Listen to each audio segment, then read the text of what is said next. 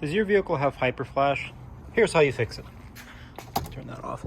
So this is a 2015 Smart Fortwo 451. The bonnet's a little low, but this goes from 2008 to 2015, but this will work for any car.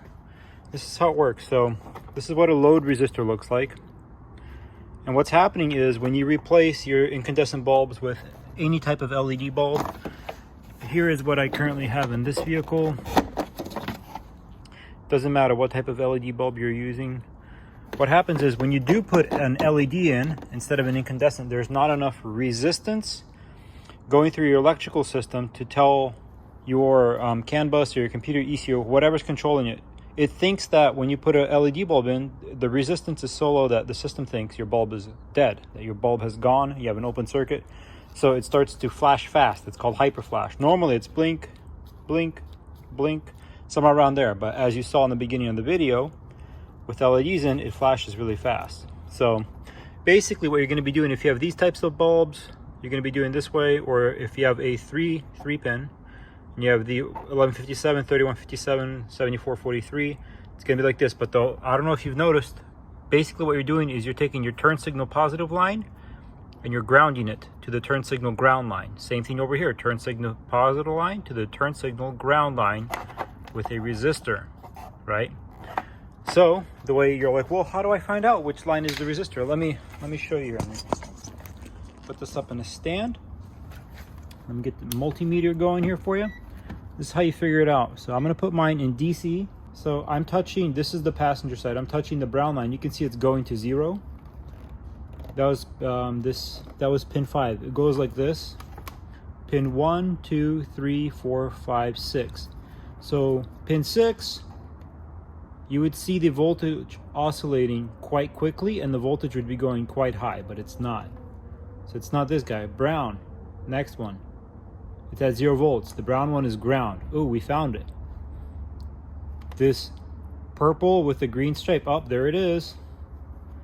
You can see it oscillating. For pin 4 on the passenger side is the positive, and pin 5, the brown one, is the ground on the passenger side. So what we're going to do is we are going to bridge these two lines using a resistor. Now you can do this a few ways. I'm going to show you one of the easier ways to do it. This right here is one of the easiest ways to do it. And all this does is allow you to have a line that passes through. This hole right here, the outer one, is the one that your line would simply pass through. That would be like your positive line or your ground. And then as you can see, let me see if I can show you inside. See, this is the one that is just going to pass through. It's a hole. The other one on this side, you shove in your resistor line, right? You shove in your resistor through this side. And when you clamp this down, it's going to cut into both of them just a little bit to contact them. What we're going to do is pins 1, 2, 3, 4 and pin 5. So pin 4 is like it looks like a dark brown or some kind of a dark color with a green stripe. That's pin 4, that's the positive. And then the solid brown is pin 5, that's the negative. It doesn't matter which way you solder this, you just got to solder those two together or just connect those two together. So in order to clamp them together, you're going to need a pair of pliers. And I'm going to push this through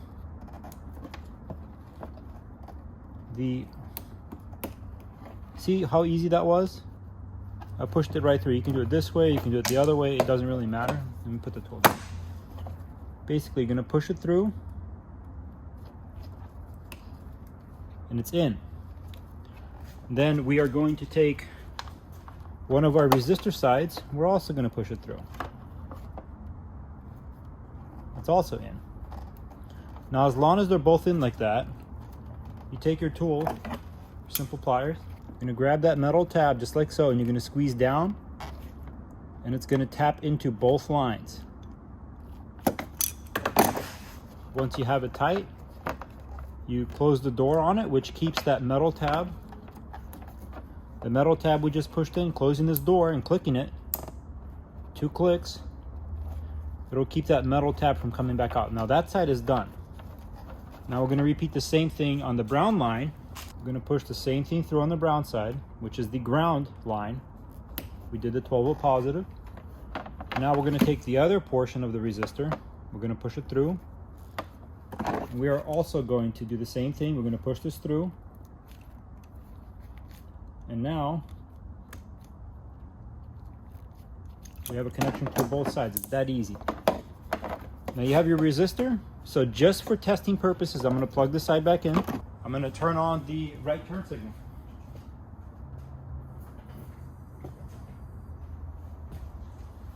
As you can see, no more hyper flash. Now it'll do normally. Now if I zoom out, let me plug this one back in. You can see hyper flash is there because we didn't put the resistor on this side. We go back to the right side and you have normal flash. So what we're going to want to do is we're going to want to repeat it over here as well. We're going to want to repeat it over here on this harness. And you might be asking me, well, which wires are the correct wires for the driver's side? You might be wondering which wires are the correct wires for the driver's side. Well, I've already done the work for you. Keep in mind, this is a 2015, so it might be specific to this car. But if you have the same color wires and you have the same body style of vehicle, I would assume that it is the same. Over here on this side, you have pins 1 and 2 are blocked out. 3, 4, 5, and 6. 5 is the brown, that is the ground. And 4 is this, pin 4 is like a darker color with a white stripe. You can see right there. Let me get this really close for you. So over here, you can see the numbers 1 on the left and 6 on the right. It's going to be pins 4 and 5. That dark color with the white stripe and the brown line.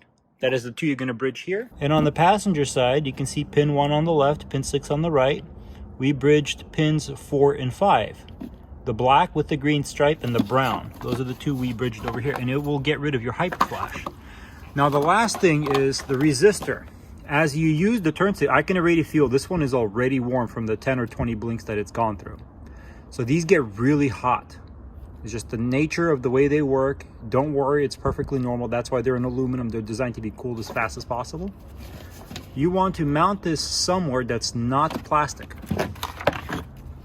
I am going to be zip tying it to this aluminum bar. This does not move, and I'm going to zip tie it over here in this area where there's more space between the moving wiper arm. This is the one that moves. This is stationary. And I'm just going to be simply zip tying this aluminum resistor to this aluminum bar, just like that. I'm going to cut the zip ties and call it a day. Now what you could do if you want it to be really fancy, turn on some light, there is metal back here. This is part of the frame of the body. You can use some thermal adhesive tape and tape it, for example, to this piece of metal right here. So it'll dissipate into the metal as well with your thermal tape. Or you can just put it anywhere in this general direction, just out of the way. Just do not put it up against other wires. Do not take your resistor. Do not take your resistor and like put it up against other wires, because this will get so hot it may end up melting some of this. It may end up damaging it. Do not put it up against something like this. There's even holes on it if you wanted to drill it into something. Just do not put this on plastic, because it will destroy anything that is plastic. So put it on something that's metal. And basically once you do that on both sides, now if you simply want to zip tie it, this is the way you would do it, because this moving wiper arm will not touch it. As you can see with the wipers moving, it is completely out of the way. And here's footage showing how it's mounted on the driver's side, and it's obviously very much clear of the moving mechanism. Okay, so this is the driver's side rear. If you look over here, you'll see small numbers, number 1, number 6. So number 6, because it's brown, I'm going to, for the time being, assume that this is ground because it's the brown line. So I'm going to tap my ground into there, and I'm going to test all the other pins. The key is currently off. This one has 2.29 volts. So keep in mind, this is pin 1, pin 6. Pin 5 is brown. Pin 4 is showing 2.29 volts. Pin 3 is blank. Pin 2 is showing 14 millivolts, basically nothing. Pin 1 is showing 30 millivolts, is basically nothing. So now I'm going to turn the key on. So when you turn it to key position 1, it'll be parking lights like that. Just the top one will be on. This one is off currently because we unplugged it to test. So now with the parking light on, we're going to do the same thing. We're going to test. we're going to see that pin 5, the brown one, is ground. Pin 4 is showing 2.29 volts, just like last time. Pin 3 is blank, so pin 2 is now showing 12 volts.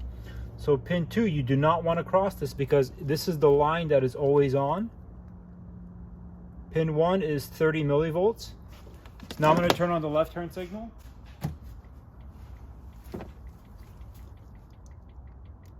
And go back here. So I'm going to assume pin 1 is the turn line. Yep, as you can see, the voltage there is going anywhere from 4 to 7, 9. Basically, it's actually hitting 12 volts, but it's hyper flashing right now, so it's going so fast you're not really seeing the full 12 volts. So what you're going to do on the driver's side, you're going to bridge pin 1 and you're going to bridge pin 5. We're going to do the same thing. We got our little clips here. We got our 50 watt 6 ohm resistor. So I'm going to currently turn off all the flashing. Now that the flashing is off, just for our sanity, so we don't have to listen to it clicking all day, we're going to go ahead and bridge pin 5, which is the solid brown line. Wire bridging clip, whatever this is called. I don't even know the exact same name. I mean the exact name for it. I'm going to close the gate so it doesn't back out.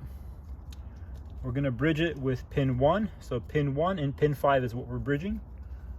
Same thing, going to get this. Feed pin 1 through it, feed the other side of the resistor through it. You can see how quickly this goes. It does not take very much time. Sorry if my hand's in your way. Pin 1 and pin 6 are now bridged. Turn the key back on. Now we have a left turn signal on.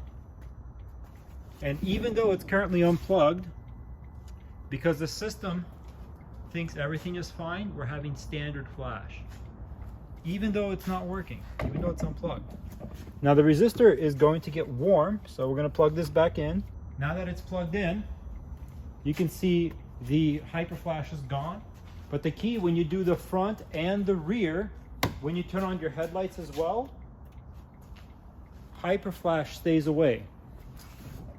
A lot of vehicles, let me set this down for you. A lot of vehicles, once you turn on the headlights, there's too much load and the hyper flash will come back. But as you can see, the headlights are off, they're on, and the hyper flash is still gone. So when you do the rear properly and you do the front properly with an LED system, your hyper flash is completely gone. So now this is the passenger side tail light harness. The side marker lights should be currently on, just like it is over here. I turn on just the lights. The headlights are currently off. So what we're doing at this point is we are testing over here. Same process. The brown, I'm going to assume, is the ground, as it has been everywhere so far. And this is going to go pin 1. No, this is 6, 5, 4, 3, 2, 1. So pin 2 is actually ground on this side. Now we're testing with pin 3, 2.2 volts. With pin 4 is blank, there's nothing there. Pin 5, there's the 12 volts. So that means when you turn on your parking lights and it just glows all the time, that's going to be pin 5, 12 volts. So I'm going to assume pin 6 at 30 millivolts. Pin 6 should be our turn signal, so I'm going to turn on the right turn signal. Now the front is currently hyper flashing because this is unplugged and there's no hyper flash module in the back. So again, we are going to be bridging pins 2 and 3, 2.2 volts. Pin 4 is blank. Pin 5 is the 12 solid volts. It's always on. That's the parking light. And pin 6 should be hyper flashing. There it is. So we're going to be bridging over here pins 2 and pin 6. Now I currently turned off the lights right now. Pin 2 is solid brown. Pin 6 on the passenger rear is looks like a black with a green stripe.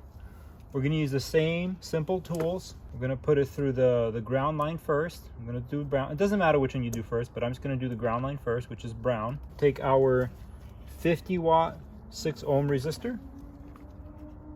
I'm going to put it through the mechanism. I'm going to bite down on it just like that. Nice and simple. This is all being done in real time. You can see how easy it is. So that was pin 2. Now I'm also going to bridge pin 6, which is the black and green. Same process. Believe me, if I didn't have to film this, I could do each tail light in about 2 minutes flat.